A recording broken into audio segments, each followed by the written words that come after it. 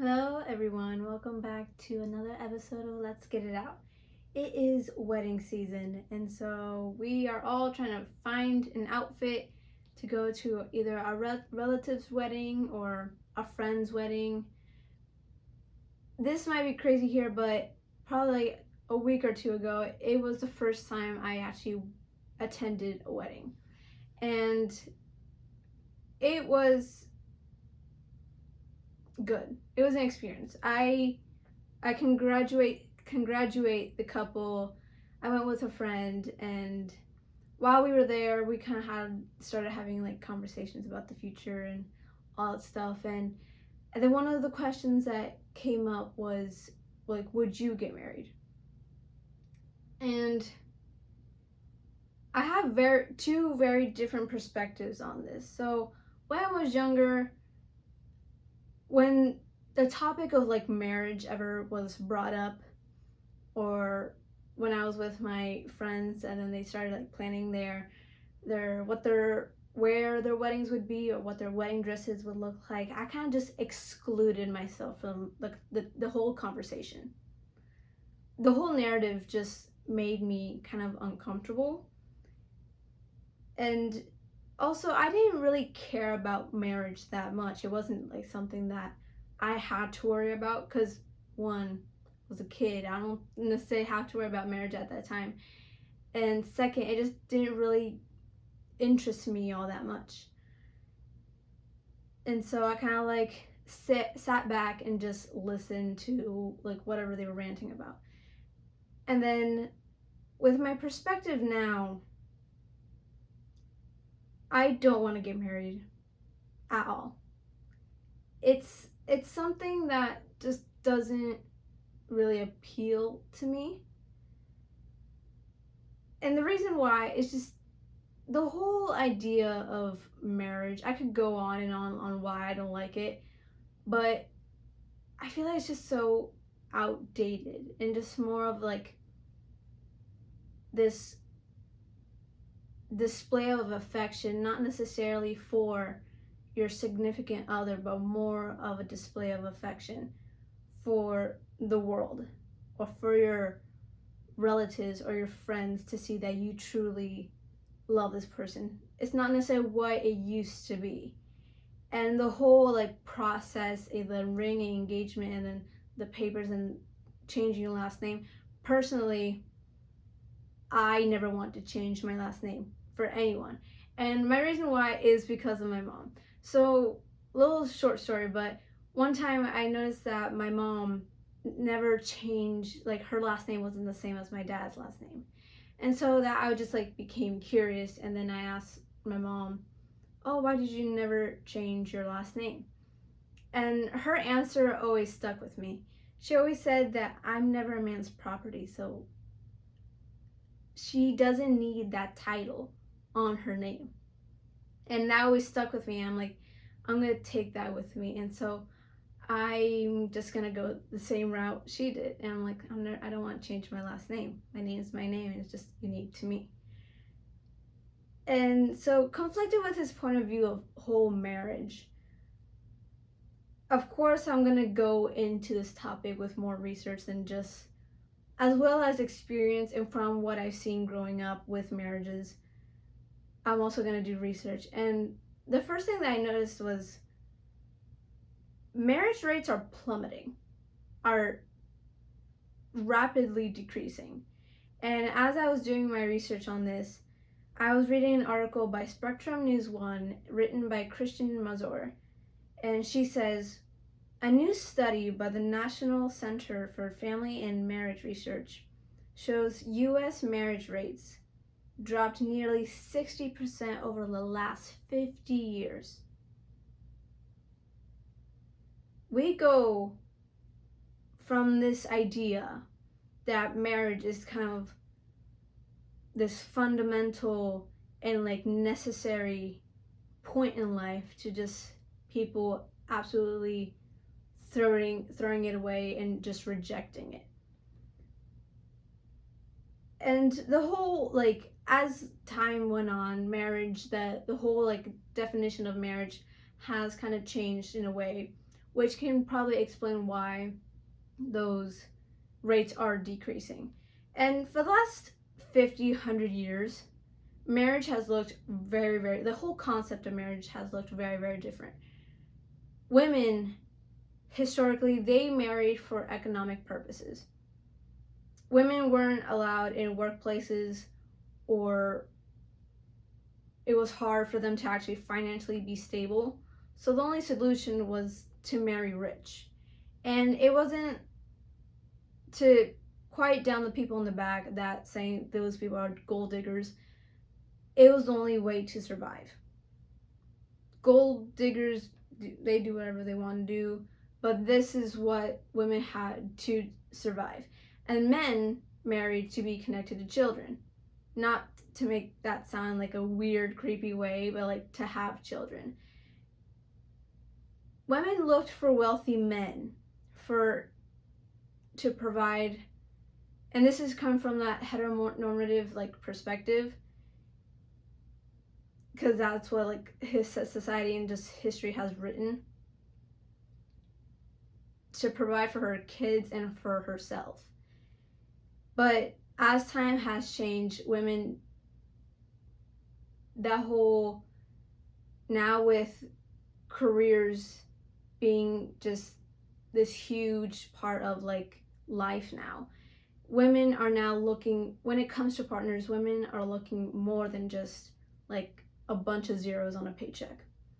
They are looking for emotional maturity, their loyalty, kindness, ambitions, like there's a whole list of traits and must-haves that different to each person. And choosing who to marry is also different from 50 years ago too. Like, example, gay couples are now getting married compared to 50 years ago, which like at the time they were denied the right to be married. The idea of marriage is also very, very different. The roles of parents, because what it used to be was women, as much as I hate saying it, were seen as the housewife and like supposed to be at home and just cleaning and taking care of the kids. That was just her main role. And then men were the ones that went to work and did the hard work or whatever. But now women can actually make their own money and can be the main person that gets the money. And then men now, which fortunately are now expected, or like the growing expectation that they're supposed to be in their kids' lives, that not they're just supposed to be going to work, showing up, drinking a beer, and then heading to sleep. Now they're actually expected, hey, maybe take your son to his soccer game, or like be there for your son when like they need it, when they need your support or whatever. And as well as the idea of marriage as this necessary event to have a fulfilling life is also dying, which I'm glad it is, because there's so many, not every person's mission in life is to find like a soulmate or to be married. And many aspects of what marriage is supposed to be has changed as well. So after research, I want to know, why are people not getting married anymore? And there's many reasons, but the first one is traditional marriages, like the reasons for it are dying. Like I said, from that normative perspective, because that's what history has just been written in, women married for the economic purpose of financial stability and men to have children. But as well as people now can dedicate their life to having a career and having a fulfilling career and a lifelong career as well. They take their job and their success more seriously than finding a partner. There's also, which I really, for example, me, I hold my career to a very high level and kind of put that category of like relationships and just finding love or being married, that whole concept, probably a couple notches down. Also, my personal biggest thing is that people are not getting married because you can be in love and be devoted to somebody without being married. Some don't want to be married because of fears that could happen after marriage, or they don't want to have that whole public display that two people actually love each other. And personally, and then as well as avoiding the hassle of the whole marriage process. For example, the engagement, buying a ring that you make sure both of you like, and then getting the state involved and doing all the paperwork and the expenses and dealing with the in-laws and all that hassle. People just probably don't want get that all involved and just rather avoid the entire process and just be the two together. And personally, I don't want to get married because I don't like the negative energy that comes with a wedding. For example, dealing with in-laws that probably approve or don't approve of you, and then the whole judgment that comes with the wedding. When you're at a wedding, whether you're doing it consciously or not, you're already judging the venue, the bride and the groom, or whoever are the two people involved, and like the setting of the table, and then whoever's suit or dress they're wearing, like, oh, it's not so flattering on her, and then whoever was invited, I'm like, oh, she was invited, like who invited her? And then all like this judgment and criticism, not that it's like it can have such a heavy toll on the two people that are getting married. And also a fear of bad pictures. That's probably personally my thing. I'm like afraid of getting like a bad picture, like paying a lot of money for a photographer and then just coming back with the photos looking like an absolute like pig. That's probably my worst fear, but those are my personal reasons on why I wouldn't want to get married. And not to say that marriage is a whole like no zone and just like absolutely like down the trash. I don't want anything to do with it. I think there's pros and cons to being married, and I'm gonna start with pros of being married. And the first one, it's the benefits that come with marriage, starting with like the legal benefits.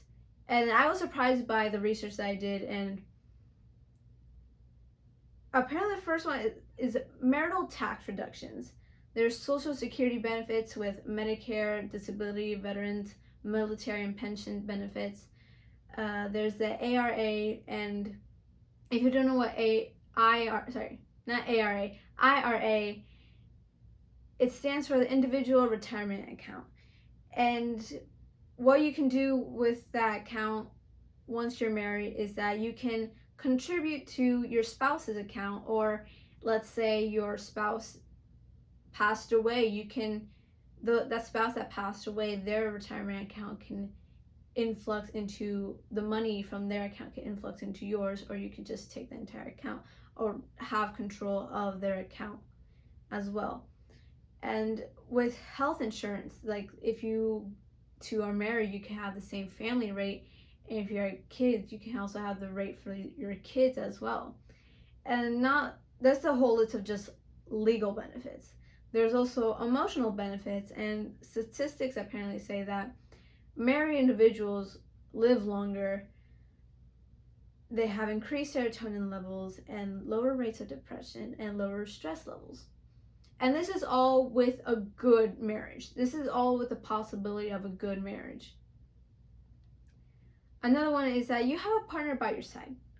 So I think we've all grown up with that idea that when you meet the one, it's forever. Like to life and death, like I'm gonna be by your side, arms linked, and we're gonna go at it together, you know? And in some cases, I've seen it to be true. You go through life at it together, you have support on both ends, you have your spouse's support, and your spouse has your support, and just vice versa. And the whole, like, when you're getting married, the sickness and in health, and then for richer or poorer, and like this whole thing, and then you both have the ups and downs of life, but you're both going at it together. And then I think that's like the pro of marriage, that in a way you're fulfilling that idea, that like the happy idea of like two people coming together. And the third one is the celebration of unity. Even all like with the bad things of like the whole marriage like ceremony and the party and all that stuff, but like having like a nice ring to like, hey, yeah, I'm married. And then like the whole party, getting your friends and your family, and then all the people that you love in a celebration of two people coming together, and the whole ceremony, and then you guys getting to dress up in whatever suit or dress you're wearing, and then the whole 9 yards, and the cake and the dancing and all that. I think that the whole like stereotypical wedding, I think a con, like that celebration of unity, that two people finally are fully committing to this lifelong journey. Now with the cons. And the first one is just divorce. That's just straight out the bat. We all know the statistic that 50% of all marriages end in divorce. I think it's very, very scary that people that don't, the con of marriage is that there's yes, you have probably loved this person for maybe a couple, like 6-8 months or a year or however many years, and you're like so in love with this person that you say you want to dedicate your life, and then let's say it just, you like kind of like take an oath that I will be with this person forever, and then there's that chance, that just small chance that this might not work. I think scares a lot of people. And if you do get married and then end up in a divorce, you kind of, I mean, I've never been in divorce, I've never been married, and so I think if I was in that situation, I would probably question, like, why did I do this in the first place? Was that all in my head? Was it all just a short-term thing? It's just that whole chance of the 50-50 chance of your marriage not working out, I think scares a lot of people, and is very sad in the end when you two say you love each other and just end up kind of going separate ways. Number 2 is being legally bind to somebody. I think not only with the legal pressures of like taking care of someone, both of you are in control of your financial situations and being like expected to be responsible with it, and there's some that aren't necessarily responsible with money, and the whole idea of just like you two are forever and like no one else. And then of course the loyalty is like the biggest thing, and personally loyalty is like one of the biggest things for me. The chance that you feel like you're kind of stuck in this cage, and there's like this lack of independency, not necessarily of like freedom. And also, like, little side note, the people like the day before they get married and like they go to like strip clubs or whatever, I would, if my spouse, if like my fiance did that, the wedding will not be happening the next day. I think that's like some bullshit as their last day of freedom. Just, that grosses me out. Anyways, and so that feeling of being like trapped down or just tied down and just like kind of like handcuffed into like this space, and I think it puts a lot of pressure on people, that it leads them to have affairs, and it just like they can't stand anymore. They have to be, it's not that they want to be in an affair, it's that pressure that leads them to be into an affair, which both still is not okay. You both took an oath. You say you were committed, and you're like, you say that you're loyal, and then you end up doing this action, which is still wrong, but it's just what people do, sadly. But also, it is scary to be like legally bind to somebody. But I don't know. There's the pressure of having children. Let's say you're like, I think there's always that idea like after two people are married, they're expected to have children either right after or maybe like a couple months of being married. And either that's a pressure that's coming from you, the idea of you, or it could be from a pressure that's coming from your spouse, whether they want to have kids and you don't, and then you feel so pressured to have kids, and then you end up having kids and you're like, I still don't want this, and then you're just like trapped in this for the rest of your life. Or you know how it always goes, the in-laws expect to have grandchildren. I'm like, oh, when you gonna have kids? And like, I want grandchildren running around, like, ugh, whatever those. And then you feel that pressure from both of you to have and like please your parents and all that stuff. The pressure of having kids is so scary. And personally, I would never want to have kids. Like, I've been asked, you don't ever get baby fever? No. No. Like, when I work and like I see like a kid come in, I'm like, nah. Especially I can't stand with like kids that come in just like absolutely make a mess in the store. Ooh, it just makes, like, I just think to myself, like, this would be a great commercial for birth control. Like, just like, can someone please be recording this? What's that one like that show that recorded people like doing, like, make sure they were having good integrity? I don't know, it was like they were recording and then like once like they did a bad thing or like a good thing finally happened, like a guy with like a mic would come out. I don't know what the show is called, but it's kind of like that. I would just wish like this would be a good birth control commercial. But children are just not in my, it's not written in my faith. It's not written in my destiny or whatever. It's not for me.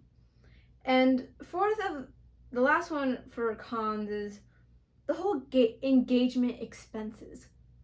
It's so expensive. A wedding is so expensive. And I'm coming from a perspective from like going to Mexican parties, because Mexican parties are through the roof. Like quinceañeras. Let's start with quinceañeras for a minute, just a little short thing. Quinceañeras are so expensive. The venues, the dress, the food, the there's just, what else? The whole setup. There's the music, there's the gifts, and then how long you're doing the whole thing. It's just, there's so many, and like you could put so many like thousands of dollars that sometimes like quinceañeras are, whatever you paid for is probably sometimes the equivalent of buying a used car. And we're talking about maybe like 20 to 30,000. Like, that's how expensive quinceañeras is. And now when it comes to weddings, increase the money a little bit more, and it's through the roof. And I was reading this article, and that's just on like Mexican parties. I haven't been to an American party or like a white whatever. Yeah. But I read this article, and it was an article by Andrew Hurst, and it was like based on like states averages on how much people spend in a wedding, a couple spend in a wedding. And the average cost of a wedding in the US in 2020 was $20,300. Again, almost a used car. And just this just blows my mind. And per guest, like the average US cost per guest is $307. Yes, you might love your relatives, but for like in 1 hour, 2 hours you're gonna spend for them to just probably like sit, grab a bite, dance, and then leave, you're gonna spend over $300. That's crazy to me. And also, think about over $300, and sometimes you're inviting people you don't even like. Like, there's gonna be people that are like judging you and just being all this like internally negative stuff, and then you're paying you're kind of just handing over $300 to them. It sounds insane to me. And the whole just like over $20,000, if you're just getting married, I would probably use that money, maybe like have a little party or whatever. I'm fine with that. Just like a little ceremony with you, your close friends, your close family. Have like a nice little party at someone's house and like a toast, and then, I think that's special. I think that's has more meaning than a whole big ass party. And also feel like you don't need to like showcase this whole ceremony or like ritual to display your love for the person. In a way, I feel like that's more displaying or proving that you love that person, not to your significant other, but more to the people around you, or sometimes also even yourself. And that's why, like, the whole engagement process, like, if you're starting a family, why not use that money towards a house or a car or some other like very important investments, but not necessarily like this whole ritual that like we've always been accustomed to do. So just to end on a note, is marriage worth it? I think it depends on who you ask, based on what they want in life. If you do end up one day finding the person that's the right fit for you, that you feel like you two, like, if you two were like puzzle pieces and you just fit so perfectly and that's what you feel with that person, if you're willing to commit for a lifetime, and people age, people will get uglier as time goes on. Some people age like fine wine. It's just, I don't know, it's something that some celebrities do depending on what's in their water. But if you do find someone, there's going to be a chance that both of you are going to grow ugly together and go through the ups and downs and have fights and all that stuff. But if you two do really love each other, are you going to be able to make that full commitment for a lifetime? So if you two are willing to make that commitment, not for the showcase of marriage, but for the unity of two lovers, I think marriage is worth it. And also, it just depends on who you're asking. In my opinion may change in the future on how my perspective on marriage. Personally, I'm not looking for marriage at all. What I've been like told, or like when I've been asked, like, what do you plan on doing when you grow up? Or like, if I ever find somebody that we just fit together like puzzle pieces, who knows, maybe my perspective will change, my opinion will change. But I've always thought that I don't need to necessarily display or have this whole grand gesture of this whole ceremony and with the paperwork involving the state and all that stuff.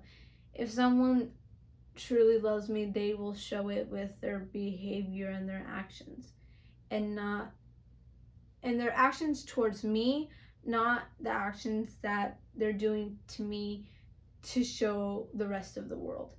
And it's a whole just process of, do you two truly love each other from the minute you met to you guys taking your last breath? And depending on that question, I think that's where you should know if marriage is worth it for you. And that's the episode for today. I hope you guys enjoyed it. If you guys are having a wedding coming up soon, have fun. I hope you guys have a good one, and